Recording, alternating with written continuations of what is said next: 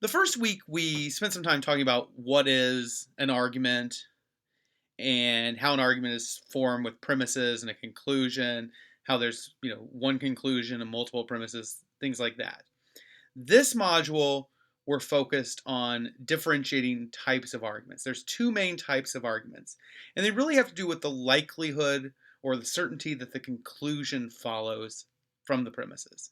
If it follows 100%, it's formed in a way in which if the premises are true, the conclusion necessarily, there's just no chance it's not true. That we call a deductive argument.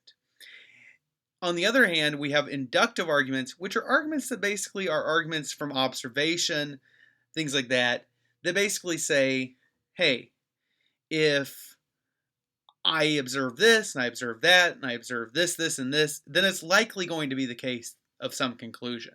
Those we call inductive. These are the things we get. Science is largely inductive.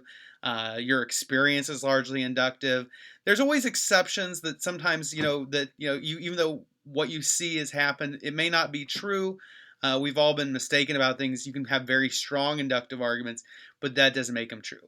And so we kind of differentiate the two, and we treat the two differently. We can evaluate them in different ways. We spend a lot of the semester evaluating deductive arguments because the tools and the certainty from them is so great, but they're both very important types of arguments, and they're both very interesting types of arguments. But there's deductive and inductive, and there's different types. Deductive arguments there's types like arguments from math, arguments from definition, and then there's inductive arguments based upon legal or moral reasoning, based upon observation, things like that.